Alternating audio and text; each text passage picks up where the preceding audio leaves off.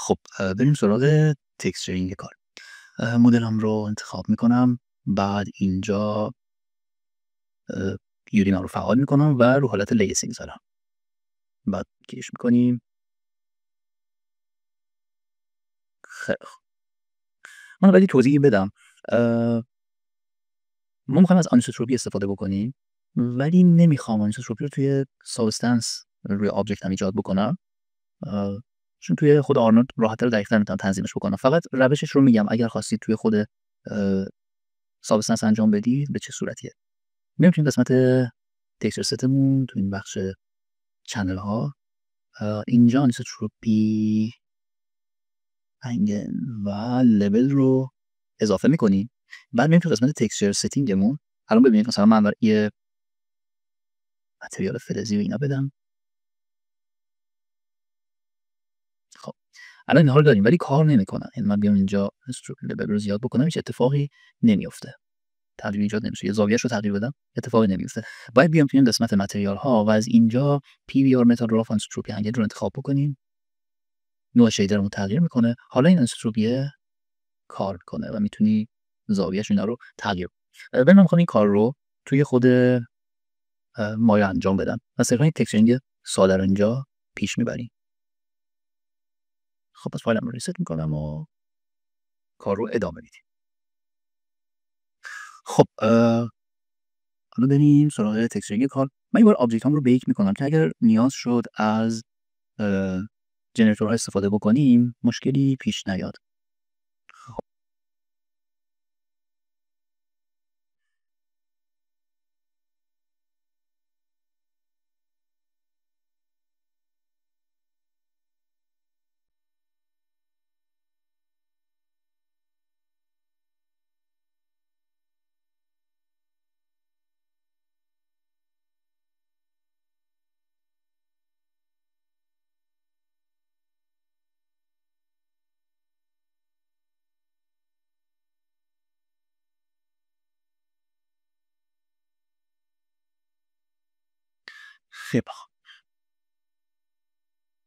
این اینجا یه دونه متریال فلزی که اینجا داریم رو اضافه میکنم تا خیلی نزدیک به اون چیزی که میخوان. و چون ما یووی رو کاملا صاف آنفولد کردیم، جهت اینا میتونه خیلی دقیق باشه. یعنی من کافی این رو 90 درجه روتیت بکنم تا بشه همون چیزی که نیاز داریم.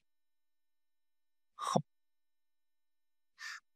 یه مقداری باید رافنسش کمتر بشه. بعد تو بخش تکنیکال میایم و از اینجا یه کمی نورمال اینتنسیتی رو کم میکنیم، یه مقداری روشن‌تر بشه، کانتراستش بیاد پایین‌تر. خب خوبه. ببینم اگر تایلینگش رو 2 بذاریم خیلی بهتره. الان دقیقا شد همون چیزی که نیاز داره. خب یه گروپ درست میکنم برای این، اسمشو میذارم زتا. یه دونه متریال دیگه میسازم تا بعد خارج این گروپ باشه. این رو هم گروپ میکنم، اسمشو میذارم پلاستیک. خب رنگ پلاستیکمون باید مشکی باشه. رافنسش هم میتونیم یه خورده کمتر کنیم. خب حالا ببینید الان بامپ لایه زیری داره روی تاثیر میذاره. خب یعنی بامپی که برای این قسمت فلزی، ولی که این اتفاق نیفته، من این رو انتخاب میکنم میام اینجا توی قسمت نرمال و مودش رو میذارم روی حالت نرمال که دیگه بامپ لایه پایینی رو نگیره. خب الان با این اتفاقی که افتاد، یعنی چون سطح صیقلی تر شده است، من باید یه مقداری رافنس رو زیاد بکنم. خب الان خوبه. خب حالا میام یه دونه ماسک داریم درست میکنه که وایت ماسک بزنیم. یه دونه از پینت، کلید 4 رو میزنم و این رو حالت یووی میذارم، این رو سیاهش میکنم و این آبجکت رو سلکت میکنم. خب مثلا آبجکت هم بذاریم دیگه. خیلی خوب. بیس متریالمون ساخته شد. حالا باید بریم روی جزئیاتش کار بکنیم. تو این قسمت پلاستیکی اینو بذاریم بیس کالرمون. یه رافنسی میخوایم که این از این حالت یک دست بودن خارجش بکنه. خب میام اینجا رافنس رو انتخاب میکنم، کلید آلت رو نگه میدارم، روی راف کلیک کنم که فقط رافنسش بمونه. خب بیام توی تکسچر هامون یه تکسچری که حالت گرانج باشه رو انتخاب میکنم. مثلا این فکر میکنم خوب باشه. البته میتونم بیام برای این یه بلک ماسک درست کنم، یه دونه فیل بزنم و این رو به فیل نسبت بدم. خب الان مقدار رافنس رو میتونیم تغییر بدیم، خورده زیادش کنیم. بعد نوع یوبی پروجکشنش رو روی ترای پلنر میذارم. این الان خوبه، دایرش رو بیشتر کنیم. هم خیلی تمیز و یک دستیه نیست. هاردنسش هم کم میکنم. اگر بخوایم میتونیم تکسچرهای دیگر رو هم تست کنیم، مثلا اینا رو جایگزین کنیم ببینیم کدوم نتیجه بهتری میده. اینم بعد 20 شاید میذاره درشتر بشه، خوب باشه. تو خوبه. یکم رافنسش رو زیاد کنی. به نظرم این خوبه. نه به حالت تمیزی میده بهم. یه بامپ خیلی ریزی هم داره. خب ما این رافنس بیسمون رو داریم، متال رو اینجا نمیخوایم. چرا؟ چون که لای زیریش متال و اینا میاد رو تاثیر. خب یه دونه بامپ هم میخوایم. من میتونم بامپ رو به همین هم نسبت بدم، نیازی نیستش که یه دونه لایه جدا اضافه کنم. خب یه بامپ مثلا شاید یه همچین چیزی نیاز باشه. این کلاود خیلی بامپ ریزیه. خب من تکسچرم رو اینجا سایزش رو 14 میکنم که با بالاترین کیفیت ممکن میتونم ببینم. تایلش میکنیم 3 تا. خوبه. حالا میام اینجا یه دونه لول میزنم بهش و روی هایت میام کار میکنم. شدت بامپ هم رو میتونم به این شکل کم کنم. این الان خیلی خوبه.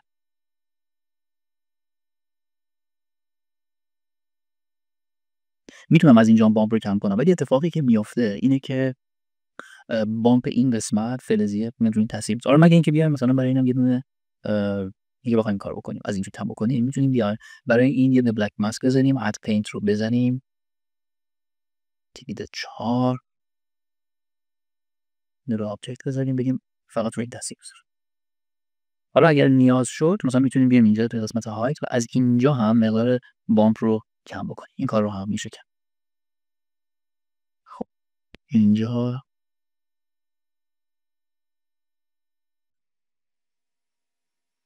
خیلی شده میخوام بشه. یه درصدی از اینجا کنترلش سخته، یه درصدی از اینجا کم. قبلا خوب شد. الان خوب شد. یه ذره میتونه کمتر بشه. بیایم روی هایت از اینجا کمش کنم. خب خوبه.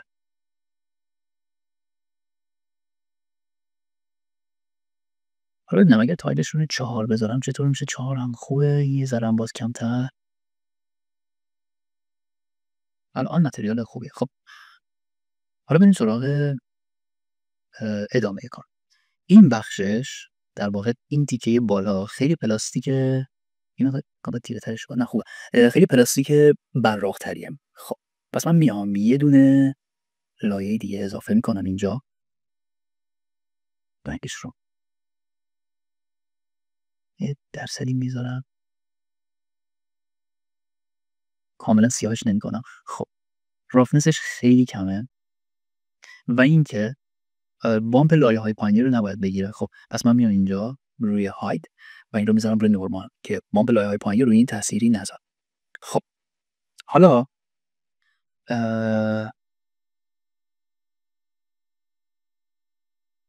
کاری که باید انجام بدیم اینه که برای میتونیم حالا براش یک گروپ هم درست بکنیم که فقط روی این تیکه تاثیر بذاره که ما لایه های دیگه هم باید اضافه کنیم. بذاریم ببار قسمت بالایش باشه. اد پینت 4 رو میزنیم و میگیم فقط روی اینها تاثیر بذار. خب هایتش رو میزنیم به نورمال. خیلی خب یه مقداری باید روشن‌تر بشه. خیلی تیره شد نسبت به قسمت پایینش. رنگشون تقریبا باید یکسان بشه.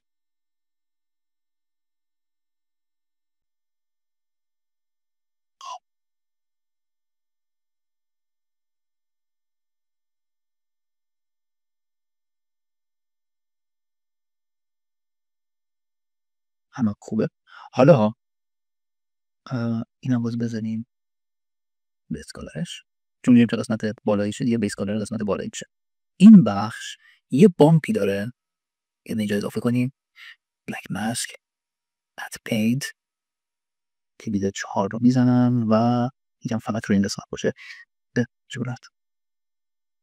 خب یه بامپی داره اینجا به صورت ریز تکرار، چون فکر کنم بهش از یک همچین چیزی استفاده کردی. خوبه اینو بیاریم به هایتش نسبت بدیم، این دقیقا شبیه همینه. نه این خوب نیست.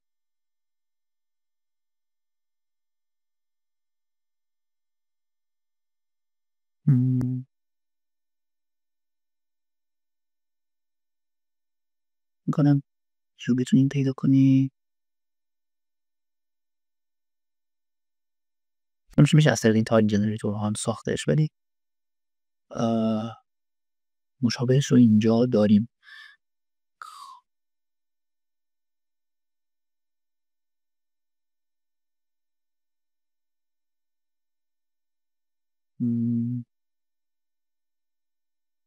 خیلی مربای ساده ساده اینو تست کنید بکنم بشه.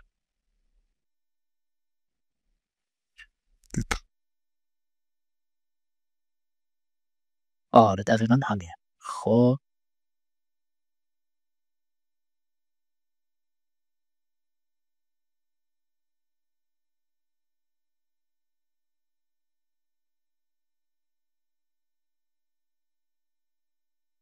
خوبه این شبیه همینه، این چه فرقی داره با این؟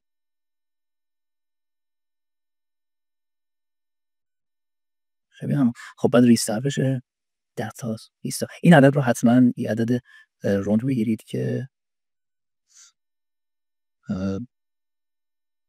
یو بی سیممون دیده نشه. خب حالا میام اینجا میگه فقط های تیل رو بخوایم. خوبه. و حالا قسمت بالاش اینجا یعنی یه حالت دایره دایره داره، یه بامپ دایره دایره باید روش بیفته گرد گرد. من تکسچرش رو قبلا درست کردم، حالا کنار فایل ویدیو هم میذارم میتونید ازش استفاده کنید. این اینجا اومد تکسچر کانسشن ریپورت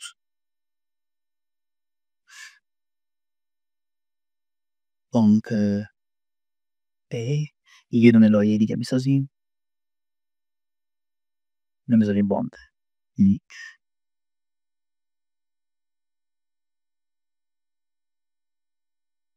خب و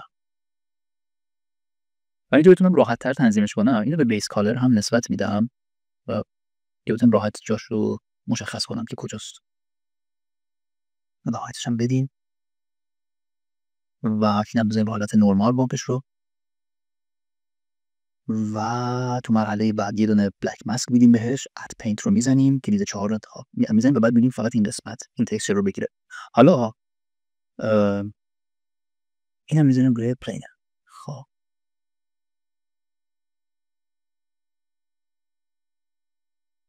پروجکشن ببینم سیرش توره. خوبه اسکیلش رو کوچیک می‌کنم. گفت رو اینجا میزنم که همه محورها یکسان کوچیک بشن. خب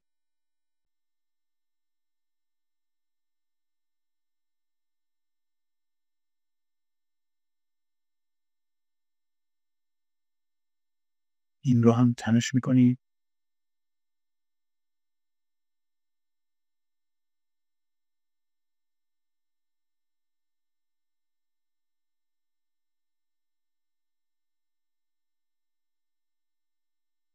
کات شیپ رو انتخاب کنی.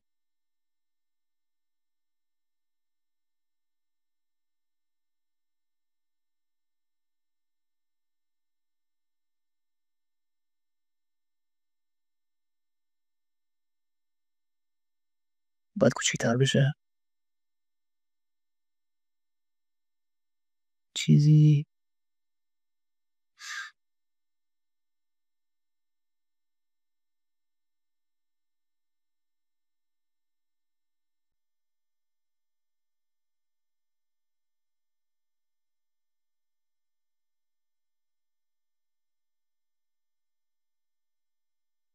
خب الان خوبه.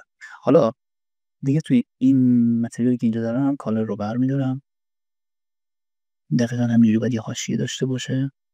الان خوبه. حالا شدت بامپش رو کم می‌کنم.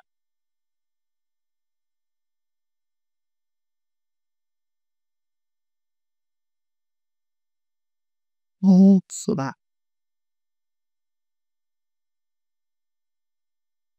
حالا یه رافنس کلی هم روی این میارم برای این قسمت پلاستیکی.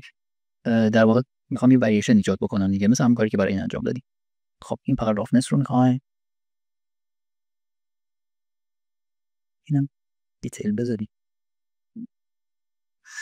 خب یه بلک ماسک بهش میدیم، یه دونه اد فیلم میزنیم و مثل قبل یه رانج انتخاب میکنیم. فکر کنم همچین چیزی بد نباشه.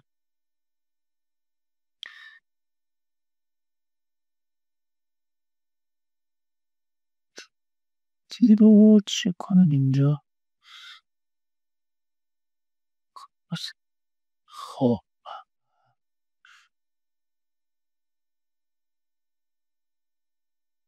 مقدار رافنسش رو یه ذره زیاد میکنم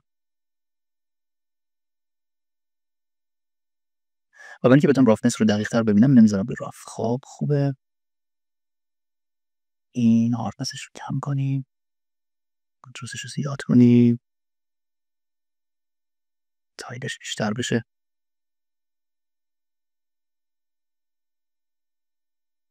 خب بریم روی متریالمون ببینید چطوره. خب خوبه. میایم رو بخش رافنس، میزان تاثیر رافنسمون رو کم میکنیم.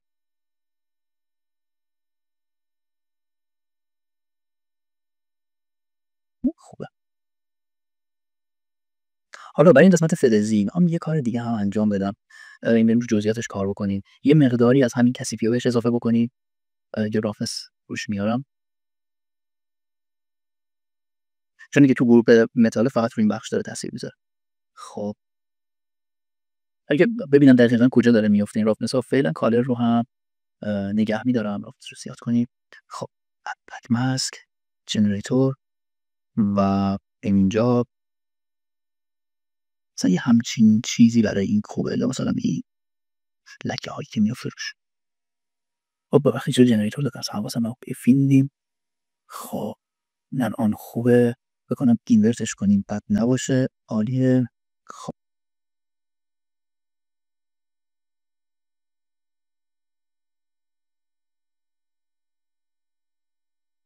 خب حالا میایم اینجا کالر رو دیگه حذف میکنیم و فقط این رافنس رو نگه میداریم. این جده.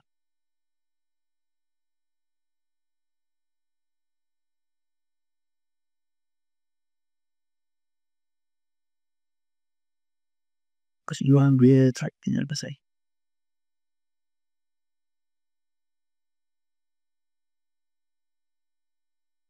آره الان بهتر شد.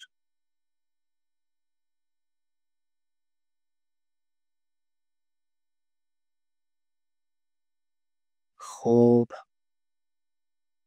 و یه کار دیگه که میخوام انجام بدم اینه که حاشیه های قسمت فلزی رو میخوام یه مقداری براق‌ترشون کنم. خب اه، یه بلک ماسک بهش بدیم و بعد یه جنریتور و از اینجا بیایم کرچر رو انتخاب کنیم. کانتراستش رو ببریم بالا.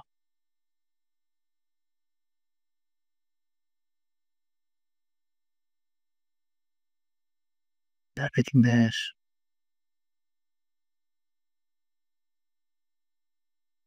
خب الان خوبه. حالا میام اینجا و این قسمت هم متال رو نگه میدارم، تریکش رو زیاد میکنم، کالرش یه خورده روشن تر بشه و من رافنسش هم کمتر.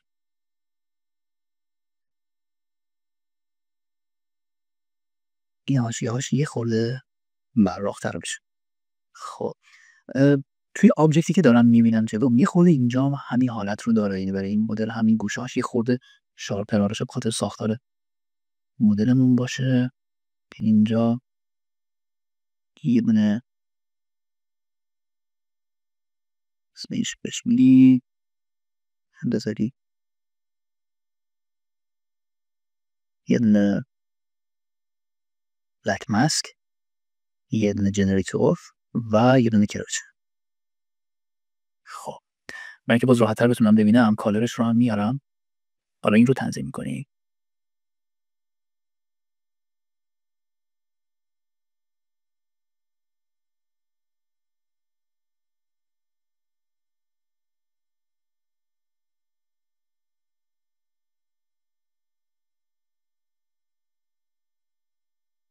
حالا این لبه هایلایت شارپ‌تری میفته.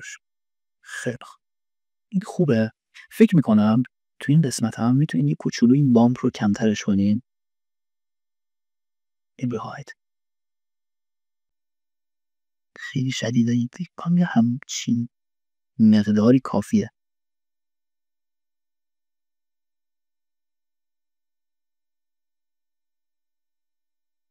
خوبه. یه مقداری بامپ این رو هم میتونین کمتر کنین، مثلا بزنین رو 3. خیلی شدید نیستش واقعا.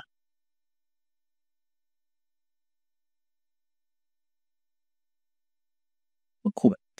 مشابه همین بامپ رو زیر این هم داریم، همین حالت گرد رو. خب اینجا یه راه دیگر هم بگم برای تنظیم کردن. مثلا به جای اینکه روی حالت پلنر بذاریم، همین تصویری که ایمپورت کردیم بود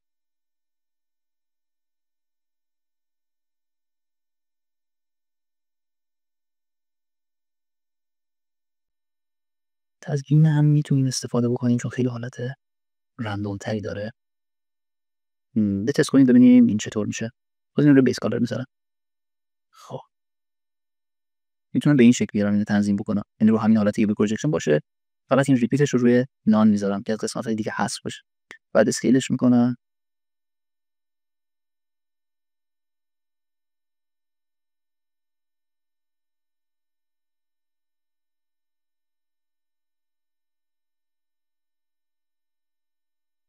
نه خوبه. حالا این روی هایتش هم میذاریم. بیس کالر رو یعنی فقط میگیم هایت داشته باشیم برای چیزا حذف بشه، و شدت بامپش رو هم خیلی کم میکنه. چیزی اینجا حالت تراش خورده است، این تکسچر مناسب تر بود براش، ولی این قسمت بالا چون حالت خیلی منظم داره،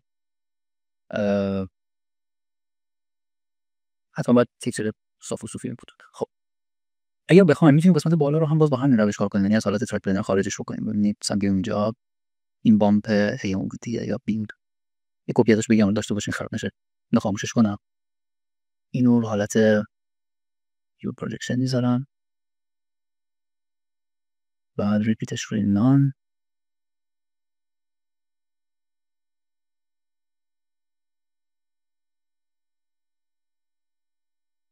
نه از هر دو تا روش میتونین استفاده بکنیم، فقط این باید باز کوچیک‌تر بشه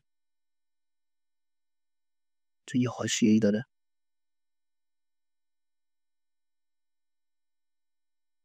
حالا مزیت اون ترک پلنر اینه که مستقیم به خود آبجکت میتونیم تنظیمش کنیم. اینجا باید از روی یووی این کار انجام بدیم، بشه یه خورده کنترلش سخت باشه.